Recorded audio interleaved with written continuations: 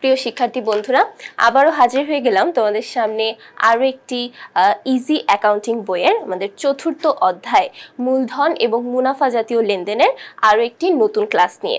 আজকে আমরা আলোচনা করব আমাদের বরিশাল বোর্ড 2024 এই বোর্ড কোয়েশ্চেনের মধ্যে আমাদের যে সৃজনশীল অংশটা আছে সেই সৃজনশীল অংশটা নিয়ে আজকে আমাদের আলোচনা থাকছে। অর্থাৎ এই 2024 সালের বরিশাল বোর্ডে আমাদের যে চতুর্থ অধ্যায় থেকে প্রশ্নটা ছিল সেই প্রশ্নটা নিয়ে আমরা আলোচনা করব। প্রথমেই আমরা একটু কোশ্চেনটা অ্যানালাইসিস করব এবং তারপর সেই প্রশ্নটা কিভাবে আমরা সলভ করতে পারি সেটা একটু দেব। প্রথমে একটু বলে রাখি, চতুর্থ অধ্যায়টা হচ্ছে খুবই একদম আমরা বলতে পারি মেমোরাইজিং একটা অধ্যায়। তুমি যত ভালোভাবে এই লেনদেনগুলো মনে রাখতে পারবে তত ভালো করে এই কোশ্চেনগুলো অ্যান্সার করতে পারবে।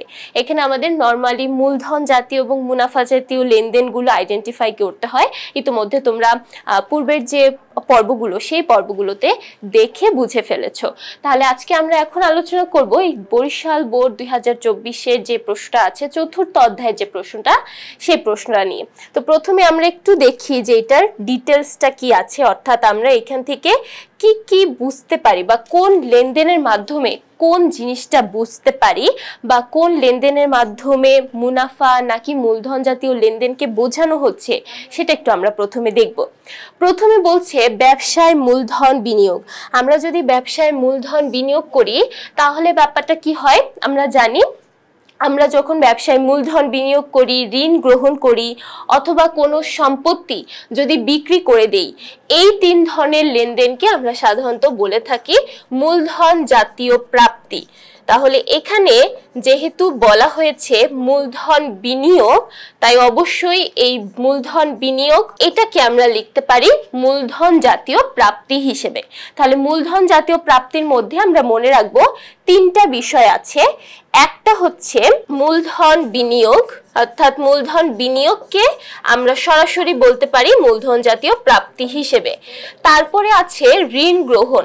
এখন এই ঋণ গ্রহণ তুমি যে কোনো কাজ থেকেই হতে পারে ব্যাংক থেকে অথবা কোনো ব্যক্তির কাছ থেকে অথবা কোনো প্রতিষ্ঠানের কাছ থেকে, যে সোর্স থেকেই হোক না কেন, যখন আমরা ঋণ গ্রহণ করব অর্থাৎ ব্যবসা প্রতিষ্ঠানে যখন ঋণ গ্রহণ করা হবে সেটা সরাসরি মূলধন প্রাপ্তি হিসেবে বা মূলধন জাতীয় প্রাপ্তি হিসেবে গণ্য করা হবে।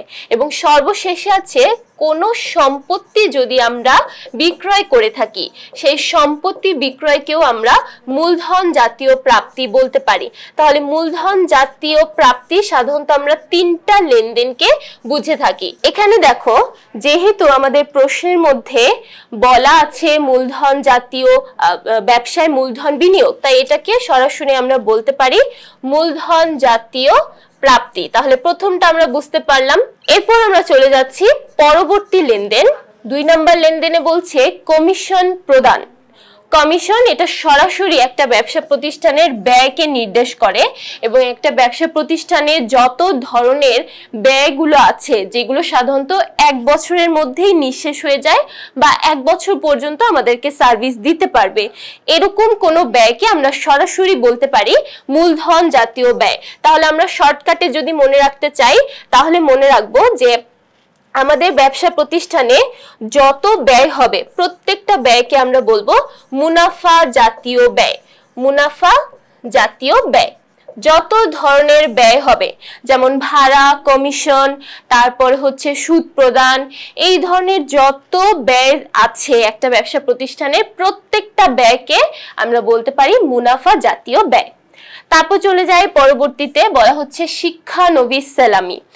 ব্যয়গুলো যেমন মুনাফা জাতীয় ব্যয় হিসেবে আমরা কাউন্ট করি, এখানে দেখো শিক্ষানবিশ সেলামি যেহেতু বলা হয়েছে, শিক্ষানবিশ সেলামি আমাদের ব্যবসা প্রতিষ্ঠানের জন্য একটা আয়। তাহলে যত ধরনের আয় একটা ব্যবসা প্রতিষ্ঠানে হবে, যেমন শিক্ষানবিশ সেলামি একটা আয়, বিনিয়োগের সুদ প্রাপ্তি একটা আয়, তারপর ভাড়া প্রাপ্তি একটা আয়, এই রকম যত ধরনের প্রাপ্তি বা যত ধরনের আয় একটা ব্যবসা প্রতিষ্ঠানে হবে প্রত্যেকটা আয়কে আমরা বলতে পারি মুনাফা জাতীয় আয়। এটা মুনাফা জাতীয় হওয়ার কারণ হচ্ছে এই আয়গুলো সাধারণত আমাদের 1 বছর পর্যন্তই বিভিন্ন ধরনের সেবা প্রদান করে থাকে। 1 বছরের বেশি সময় ধরে কিন্তু এটা সেবা প্রদান করতে পারে না। তাই আমরা বলতে পারি এইখানে শিক্ষানবিশ সেলামি এটা একটা আয় এবং অবশ্যই এটা মুনাফা জাতীয় আয়ের অন্তর্ভুক্ত হবে। তারপর চলে যাচ্ছি ব্যবসায় স্থানান্তর ব্যয়। এবার আসি আমরা ব্যবসায় স্থানান্তর ব্যয় এটা কোন হিসাবের মধ্যে পড়তে পারে। এটা সরাসরি আমরা বিলম্বিত মুনাফা জাতীয় ব্যয়ের মধ্যে লিখতে পারি, কারণ আমরা কিন্তু গত যে পর্বগুলো দেখেছি সেই পর্বগুলোতে কিন্তু একদম সুন্দরভাবে আমি ব্যাখ্যা করেছি এবং সেখানে বলা হয়েছিল যে যদি আমরা বিজ্ঞাপন বাবদ বড় অঙ্কের কোনো ব্যয় করি সেক্ষেত্রে সেই বিজ্ঞাপনের বড় অঙ্কের ব্যয়, তারপর ব্যবসায় স্থানান্তর ব্যয় এবং আমরা যদি কোনো নতুন পণ্যের গবেষণা ব্যয় করি, নতুন পণ্যের জন্য গবেষণা ব্যয়, এই 3 ধরনের ব্যয়কে আমরা সাধারণত ব্যবসা প্রতিষ্ঠানের বিলম্বিত মুনাফা জাতীয় ব্যয় বলতে পারি। যখনই আমরা এই 3 ধরনের ব্যয় দেখব বা এই 3 ধরনের কোনো নাম এন্ট্রি হিসেবে পাবো, সেই 3টাকে সরাসরি আমরা কি হিসেবে দেখাবো? বিলম্বিত মুনাফা জাতীয় ব্যয় হিসেবে। তাহলে আবার একটু রিপিট করছি, বিজ্ঞাপন বাবদ যদি বড় অঙ্কের একটা ব্যয় হয় অথবা বিজ্ঞাপন বাবদ যদি আমরা পরবর্তী বছরের জন্য কোনো ব্যয় করে থাকি, সেই ব্যয়টা ব্যবসায়ের স্থানান্তর ব্যয় এবং নতুন পণ্যের জন্য গবেষণা ব্যয়। যখনই এই 3 ধরনের হিসাব বা 3 ধরনের এন্ট্রি একটা ব্যবসা প্রতিষ্ঠানে থাকবে, এই 3টাকেই সাধারণত আমরা বিলম্বিত মুনাফা জাতীয় ব্যয় বলতে পারি। তাহলে এখানে যেহেতু ব্যবসায় স্থানান্তর ব্যয় আছে, এটাও কি হবে? বিলম্বিত মুনাফা জাতীয় ব্যয় হবে। তারপর চলে যাচ্ছি পরবর্তীতে দেওয়া আছে কর্মচারীদের বেতন। যেমনি ভাবে আমরা এখানে কমিশন প্রদানকে ব্যয় ধরেছিলাম, ঠিক তেমনি ভাবে দেখো কর্মচারীদের বেতন এটাও কিন্তু এক ধরনের ব্যয় এবং ব্যবসা প্রতিষ্ঠানের যত ব্যয় থাকবে সেই প্রত্যেকটা ব্যয় কি হবে? মুনাফা জাতীয় ব্যয় হবে। তাহলে এখানে কর্মচারীদের বেতন প্রদান এটাও কি? মুনাফা জাতীয় ব্যয়।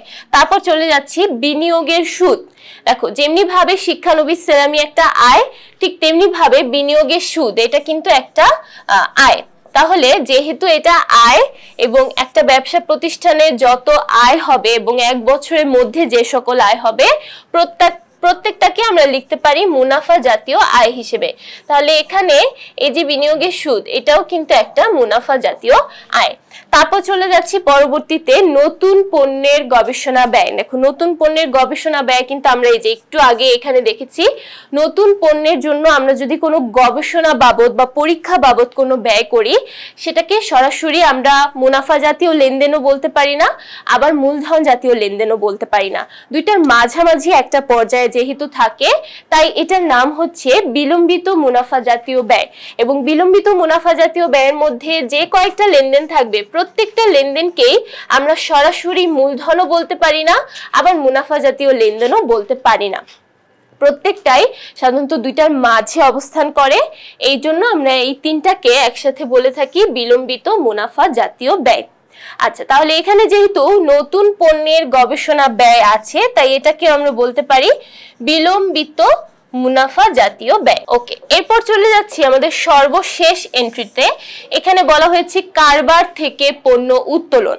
কারবার থেকে পণ্য উত্তোলন এটা একটু ডিফারেন্ট একটা লেনদেন আমাদের এখানে দেওয়া আছে। তো প্রথমে আমরা যেটা করব, আমরা একটু এই লেনদেনটার যে জাবেদা সেই জাবেদাটা একটু দেখে নিই।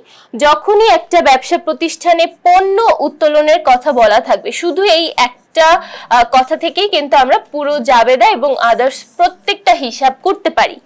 পণ্য উত্তোলন এই বিষয়টা যদি আমরা জাবেদা করি তাহলে জাবেদা দাঁড়াচ্ছে উত্তোলন হিসাব ডেবিট, অর্থাৎ যেহেতু তুমি উত্তোলন করেছো তাই উত্তোলন হিসাব ডেবিট, এবং তুমি উত্তোলন করেছো পণ্যকে। সাধারণত পণ্য নামে আমরা আমাদের ব্যবসা প্রতিষ্ঠানে কোনো হিসাব খুলতে পারি না, কিন্তু পণ্য আমরা যখন ক্রয় করেছিলাম সেক্ষেত্রে ওই ক্রয় বাবদ একটা হিসাব অলরেডি খোলা হয়েছিল। তাই আমরা যদি পণ্য নামে কোনো হিসাব খোলার দরকার পড়ে বা পণ্য যদি কোথাও এই পণ্য কথাটা দেখি তাহলে সেই পণ্যর জায়গায় আমরা ক্রয় নামক হিসাবটা খুলতে পারি। এবার আসো, এখানে যেহেতু পণ্য উত্তোলন করা হয়েছে, পণ্য উত্তোলন মানে পণ্যের পরিমাণটা কমে যাওয়া। যেহেতু তোমার এখানে পণ্যের পরিমাণ কমে গেছে, তাই আমরা ক্রয় হিসাবকে ক্রেডিট করে দিচ্ছি, কারণ আমরা জানি যখন ব্যয় কমে যায় তখন সেটা ডেবিট থেকে ক্রেডিট হয়ে যায়। সাধারণত ক্রয়ের নেচার বা ক্রয়ের যে লেনদেনটা জাবেদা, সেটা সবসময় ডেবিট হয়। কিন্তু যেহেতু আমরা এই এন্ট্রিটার মধ্যে দেখতে পাচ্ছি যে পণ্য কমে গেছে, যেহেতু উত্তোলন করা হয়েছে তাই পণ্যের পরিমাণটা কমে গেছে বা হ্রাস পেয়েছে।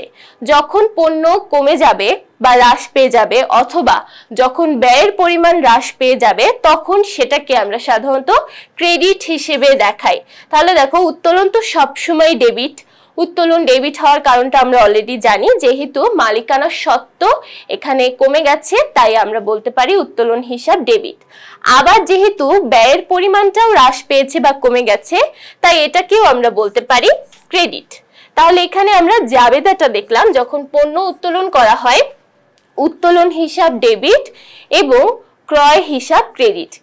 এবার আসো, এই যে ক্রয়, এটাকে আমরা বলতে পারি মুনাফা জাতীয় লেনদেন অথবা মুনাফা জাতীয় ব্যয়। কারণ যখন আমরা পণ্য ক্রয় করি, সেই পণ্য ক্রয়টাকে আমরা মুনাফা জাতীয় ব্যয়ের মধ্যে কিন্তু অন্তর্ভুক্ত করে থাকি। তাহলে এখানে শুধুমাত্র ক্রয় নামক যে হিসাবটা আছে, এটাকে আমরা বলতে পারি মুনাফা জাতীয় ব্যয়। এবং এই যে উত্তোলন, এই উত্তোলনটা হচ্ছে আমাদের মূলধনের একটা অংশ।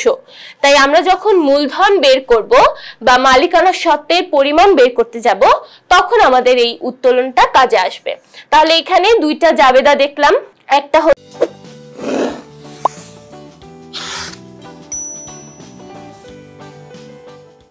উত্তোলন, আরেকটা হচ্ছে ক্রয়। তাহলে উত্তোলনটা চলে যাবে মূলধনের অংশ হিসেবে এবং ক্রয়টা চলে যাবে মুনাফা জাতীয় ব্যয় হিসেবে। যেহেতু ক্রয় এখানে কমে যাচ্ছে, তাই মুনাফা জাতীয় ব্যয়ের পরিমাণটাও কি হবে? কমে যাবে। তাহলে আশা করছি এই লেনদেনটা আমরা সবাই বুঝতে পেরেছি। এখন আমরা চলে যাই আমাদের সৃজনশীল প্রশ্নে। তো প্রথমে এখানে ক নম্বরে বলা হচ্ছে বিলম্বিত মুনাফা জাতীয় ব্যয়ের পরিমাণ নির্ণয় করো। অর্থাৎ আমাদের এখানে এই প্রশ্ন থেকে যে সকল লেনদেনগুলো বিলম্বিত মুনাফা জাতীয় ব্যয়, সেই লেনদেনগুলোকে দেখাতে বলা হয়েছে। তাহলে আবার একটু আমরা দেখে নেই যে এখানে কি কি হিসাব আছে এবং কোনটাকে আমরা বিলম্বিত মুনাফা জাতীয় ব্যয় বলতে পারি। আমরা জানি বিলম্বিত মুনাফা জাতীয় ব্যয় হচ্ছে তিন ধরনের। একটা হচ্ছে বিজ্ঞাপন বাবদ বড় অঙ্কের একটা ব্যয়, তারপর ব্যবসায় স্থানান্তর ব্যয় এবং নতুন পণ্যের জন্য গবেষণা ব্যয়। তাহলে এখন আমরা এই প্রশ্নের মধ্যে এই তিনটাকেই খুঁজতে থাকবো। যেমন দেখো, এই যে এখানে একটা পাওয়া গেছে ব্যবসায় স্থানান্তর ব্যয়, এটাকে আমরা বলতে পারি বিলম্বিত মুনাফা জাতীয় ব্যয়। তারপর পরবর্তীতে বলা হচ্ছে নতুন পণ্যের গবেষণা ব্যয়। তাহলে প্রথমে ব্যবসায় স্থানান্তর ব্যয় এবং তারপর নতুন পণ্যের গবেষণা ব্যয়, দুইটাই পাওয়া গেছে। এখানে প্রশ্নের মধ্যে কোনো বিজ্ঞাপন বাবদ খরচ দেওয়া নেই বা বিজ্ঞাপন বাবদ বড় অঙ্কের টাকাও দেওয়া নেই, তাই সেটাকে আর আমরা আনতে পারলাম না। কিন্তু আমাদের কাছে যেটা আছে সেটাই আমরা আনবো। তাহলে ব্যবসায় স্থানান্তর ব্যয়, এটা দেওয়া আছে 10,000 টাকা এবং নতুন পণ্যের গবেষণা ব্যয়, এটাকে দেওয়া আছে 15,000 টাকা। তাহলে টোটাল যোগ করলে কিন্তু আমাদের বিলম্বিত মুনাফা জাতীয় ব্যয়টা আমরা পেয়ে যেতে পারি। তাহলে এবার দেখো আমাদের অ্যান্সারটা, এই যে আমরা এখানে অ্যান্সার দেখতে পাচ্ছি যে উপরে আমাদের অবশ্যই হেডিংটা দিব, দেওয়ার পরে দুইটা এন্ট্রির নাম লিখলাম, লেখার পরে এই যে দুইটা যোগ করলাম। প্রথমটা হচ্ছে 10,000, পরেরটা হচ্ছে 15,000। তাহলে 10,000 এবং 15,000 দুইটা যদি আমরা যোগ করি তাহলে দাঁড়াচ্ছে 25,000 টাকা। এখন এই 25,000 টাকাই হচ্ছে আমাদের মোট বিলম্বিত মুনাফা জাতীয় ব্যয়। তাহলে এখানে আমরা অবশ্যই এই নামটা লিখে দিব যে মোট মুনাফা, বিলম্বিত মুনাফা জাতীয় ব্যয়। আচ্ছা, এরপর আমরা চলে যাচ্ছি খ নাম্বার প্রশ্নে। খ নাম্বার সৃজনশীল প্রশ্নটাতে বলা হচ্ছে হিমেল ট্রেডার্সের মুনাফা জাতীয় আয় এবং মুনাফা জাতীয় ব্যয়ের পার্থক্য নির্ণয় করো। খুবই গুরুত্বপূর্ণ একটা টার্ম এখানে বলা হয়েছে, পার্থক্য নির্ণয় করো।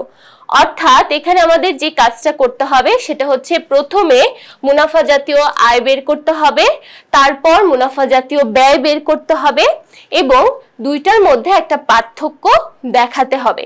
মুনাফা জাতীয় আয় থেকে মুনাফা জাতীয় ব্যয়ের পরিমাণ বিয়োগ করে একটা পার্থক্য দেখাতে হবে। তাহলে প্রথমে আমরা যে কাজটা করব, একটা সুন্দর ছক করে ফেলবো এবং সাধারণত এই ধরনের অঙ্কের জন্য আমাদের কমন একটা ছক, সেটা হচ্ছে বিবরণ টাকা টাকা।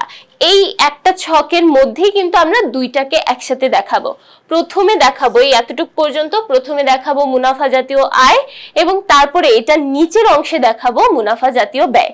তারপর এখানে দুইটা মাইনাস করে অ্যান্সারটা লিখে দিব। আচ্ছা, এটা তো আমরা জাস্ট মুখে মুখে দেখলাম যে কিভাবে আমরা অঙ্কটা করতে পারি। এখন আমাদের মেইন যে কাজটা সেটা হচ্ছে এখান থেকে আমাদের আইডেন্টিফাই করতে হবে কোন কোন লেনদেনটা মুনাফা জাতীয় আয়ের মধ্যে যাবে এবং কোন কোন লেনদেনটা মুনাফা জাতীয় ব্যয়ের মধ্যে যাবে। তাহলে প্রথমে যেহেতু মুনাফা জাতীয় আয়ের কথা বলা হয়েছে, আমরা একটু দেখি কোন কোন লেনদেনকে আমরা মুনাফা জাতীয় আয় বলতে পারি। তাহলে মুনাফা জাতীয় আয় সেগুলোই হবে যেটা একটা ব্যবসা প্রতিষ্ঠানের আয়কে নির্দেশ করবে। তাহলে এখানে আমরা একটু আয়গুলো খুঁজি। যেমন প্রথমে এখানে বলা হয়েছে শিক্ষানবিশ সেলামি, তারপর এখানে বলা হয়েছে বিনিয়োগের সুদ। তাহলে দেখো শিক্ষানবিশ সেলামি এবং বিনিয়োগের সুদ এই দুইটাই কিন্তু আমরা মুনাফা জাতীয় আয় হিসেবে পেয়েছি। আর কিন্তু কোনো হিসাবকে আমরা মুনাফা জাতীয় আয়ের মধ্যে বলতে পারি না, কারণ এই দুইটাই একটা ব্যবসা প্রতিষ্ঠানের আয়কে নির্দেশ করছে। তাহলে মুনাফা জাতীয় আয় হবে দুইটা, একটা হচ্ছে শিক্ষানবিশ সেলামি এবং বিনিয়োগের সুদ। এরপর আমরা চলে যাচ্ছি মুনাফা জাতীয় ব্যয়ের মধ্যে। তাহলে এখন কথা হচ্ছে কোন কোন লেনদেনটা মুনাফা জাতীয় ব্যয় হিসাবে হবে। আচ্ছা, তো প্রথমে আমাদের আইডেন্টিফাই করতে হবে মুনাফা জাতীয় ব্যয় বলতে আমরা নরমালি কি বুঝি। একটা ব্যবসা প্রতিষ্ঠানে যতগুলো ব্যয়ের পরিমাণ থাকবে সেই ব্যয়গুলোই হচ্ছে মোটামুটি মুনাফা জাতীয় ব্যয়। তাহলে এখানে মুনাফা জাতীয় ব্যয় কোনগুলো হবে, যে প্রথমেই দেওয়া আছে কমিশন প্রদান, এটা একটা মুনাফা জাতীয় ব্যয়। তারপর দ্বিতীয়ত দেওয়া আছে কর্মচারীদের বেতন, কমিশন প্রদান, কর্মচারীদের বেতন। দেখো এই দুইটাই কিন্তু ব্যবসা প্রতিষ্ঠানের জন্য ব্যয়। এবং সর্বশেষে আমাদের যে এন্ট্রিটা ছিল, একটু খেয়াল করে দেখো বা একটু মনে করে দেখো যে পণ্য উত্তোলন, এখানে কিন্তু আমরা দুইটা জাবেদা দেখেছিলাম এবং একটা এন্ট্রি এখানে ছিল ক্রয়ের পরিমাণটা হ্রাস পেয়ে যাচ্ছে, ক্রয় হ্রাস পেয়ে যাচ্ছে। তার মানে এই ক্রয় হ্রাসটাকেও কিন্তু আমাদের মুনাফা জাতীয় ব্যয় হিসেবে দেখাতে হবে এবং অবশ্যই দেখাতে হবে।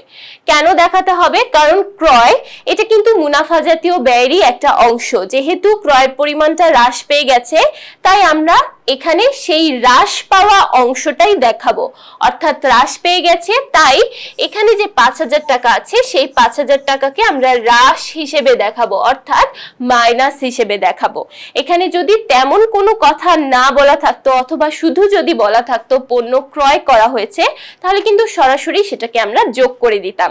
যেহেতু বলা হয়েছে পণ্য উত্তোলন এবং পণ্য উত্তোলন করা হলে ক্রয়ের পরিমাণ হ্রাস পেয়ে যায়, তাই আমরা কি করব, ক্রয়ের পরিমাণটাকে হ্রাস হিসেবে দেখাবো। তাহলে আমরা অলরেডি আইডেন্টিফাই করে ফেলেছি এখানে কমিশন প্রদান, কর্মচারীদের বেতন এবং লাস্টে যে পণ্য উত্তোলন ছিল তার মধ্যে থেকে শুধুমাত্র ক্রয়ের হ্রাস, এই তিনটা হিসাবকে আমরা দেখাবো মুনাফা জাতীয় ব্যয় হিসেবে।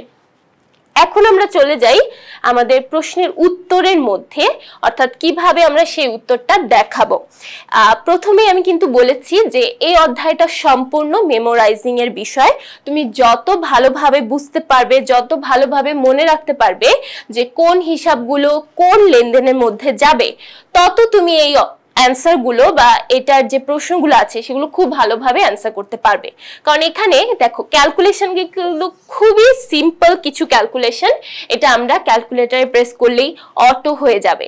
এখান থেকে কিন্তু কোনো ঝামেলা হয় না। ঝামেলা যেটা হয় সেটা হচ্ছে আইডেন্টিফাইং এ, অর্থাৎ আমরা বুঝতে পারি না যে এখানে কোনটা আয় হবে, কোনটা ব্যয় হবে, কোনটা মূলধন জাতীয়, কোনটা মুনাফা জাতীয়। তাই বারবার করে আমাদের এটা প্র্যাকটিস করতে এবং নিজে নিজে আইডেন্টিফাই করার চেষ্টা করতে হবে যে কোন হিসাবটা কোন লেনদেনের মধ্যে যেতে পারে। আচ্ছা, তাহলে অলরেডি আমরা এখানে মুনাফা জাতীয় আয়, মুনাফা জাতীয় ব্যয় কোনগুলো সেটা কিন্তু বুঝে ফেলেছি এবং আমরা দেখবো এখন যে কিভাবে আমরা এই অ্যান্সারটা বের করব। তাহলে প্রথমে আমরা অবশ্যই একটা হেডিং ইউজ করব। মুনাফা জাতীয় আয় যেহেতু বের করছি তাই উপরে লিখে দিব মুনাফা জাতীয় আয়। এবং মুনাফা জাতীয় আয়ের আন্ডারে যে দুইটা আমরা পেলাম মাত্র, শিক্ষানবিশ সেলামি এবং বিনিয়োগের সুদ, তাহলে শিক্ষানবিশ সেলামি এবং বিনিয়োগের সুদ এই দুইটাকে আমরা লিখব, পাশাপাশি এই দুইটার এন্ট্রির টাকাগুলো লিখলাম, লেখার পরে যোগ করে দিলাম। তাহলে দেখো টোটাল আমাদের মোট মুনাফা জাতীয় আয়ের পরিমাণ আসলো 46,500 টাকা। এরপর আমাদের যেটা বের করতে বলা হয়েছে সেটা হচ্ছে মুনাফা জাতীয় ব্যয়। এবার তাহলে দেখো মুনাফা জাতীয় ব্যয়ের আন্ডারে কি কি আছে, আমরা মুনাফা জাতীয় ব্যয়ের আন্ডারে কি কি পেয়েছি সেটা কিন্তু দেখলাম অলরেডি। প্রথমে পেয়েছি কমিশন প্রদান, তারপরে পেয়েছি কর্মচারীদের বেতন। এবার দেখো এই দুইটা আমরা সরাসরি যোগ আকারে লিখব, কিন্তু লাস্টে যে অংশটা পেয়েছিলাম অর্থাৎ পণ্য উত্তোলন বাবদ ক্রয় হ্রাস হিসেবে আমরা যে অংশটা পেয়েছিলাম সেটা হচ্ছে 5,000। তাই কি করব, এই 8,000 এবং 30,000 এই দুইটার সাথে 5,000কে আমরা মাইনাস হিসেবে দেখাবো। তাহলে দেখো 8,000 এবং 30,000 যোগ করলে কত হলো 38,000, এবং 38,000 থেকে যদি আমরা 5,000 টাকা মাইনাস করে দেই তাহলে টোটাল দাঁড়াচ্ছে 33,000। এখন এই পুরো 33,000 টাকাটাই হচ্ছে মোট মুনাফা জাতীয় ব্যয়। তাহলে মোট মুনাফা জাতীয় ব্যয় আমরা এখানে পেয়েছি 33,000, মোট মুনাফা জাতীয় আয় পেয়েছি 46,500। এখন যেহেতু আমাদের প্রশ্নে বলা হয়েছিল যে দুইটার মধ্যে পার্থক্যের পরিমাণটা নির্ণয় করো, তাহলে পার্থক্য বলতে নরমালি আমরা ব্যবধান বা বিয়োগফলটাকে বুঝি। তাহলে এই আয় থেকে যদি ব্যয়ের পরিমাণটা বিয়োগ করে দেই তাহলে যে অ্যান্সারটা পাবো সেটাই হচ্ছে আমাদের পার্থক্য। এখানে অবশ্যই আমরা খেয়াল রাখবো আমাদের কি প্রশ্নে বলা হয়েছে। এখানে যদি পার্থক্য নির্ণয় করার কথা বলা হয় তাহলে অবশ্যই পার্থক্য বের করতে হবে।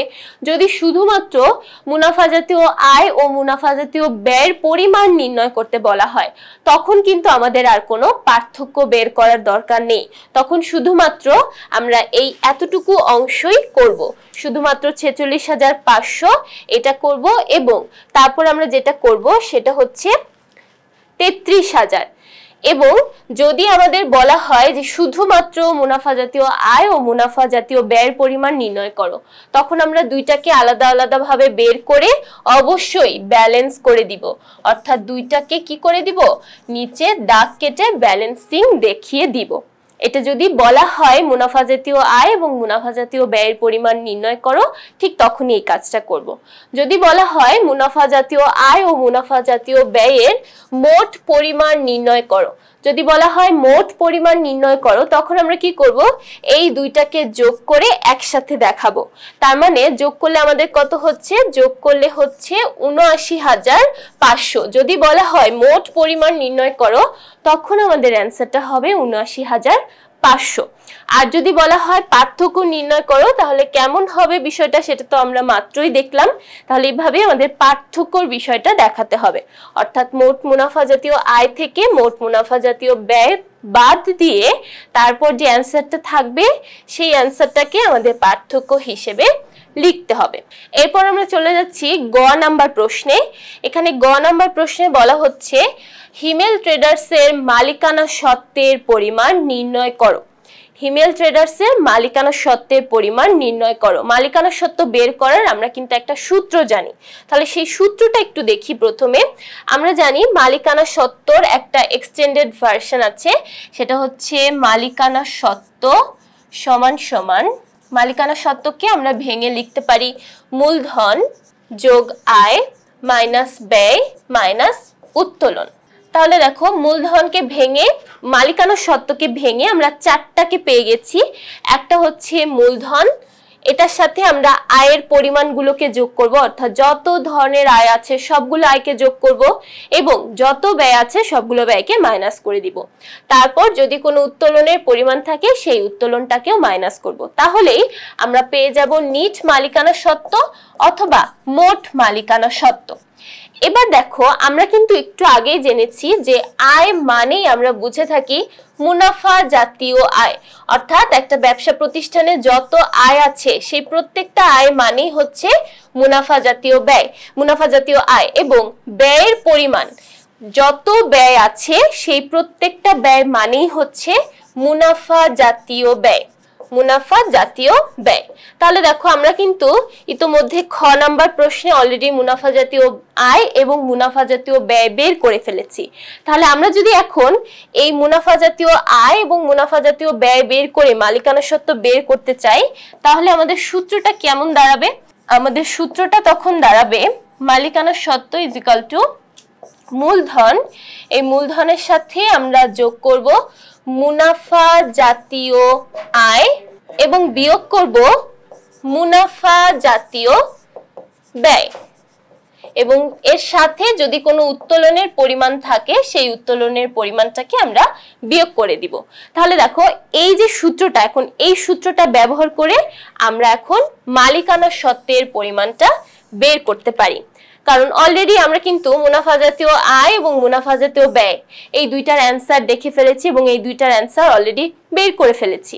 তো অবশ্যই এখানে আমরা মূলধনের সাথে যত মুনাফা জাতীয় আয় আছে সেই আয়টাকে যোগ করে দিব, মুনাফা জাতীয় ব্যয়গুলোকে মাইনাস করব এবং উত্তোলনের পরিমাণটাকে মাইনাস করব, তাহলে আমরা মালিকানা সত্ত্ব পেয়ে যাব।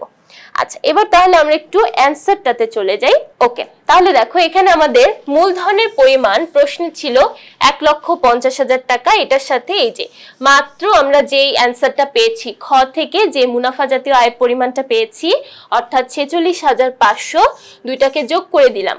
যোগ করে আমরা যে অ্যান্সারটা পাচ্ছি সেটা হচ্ছে 1,96,500।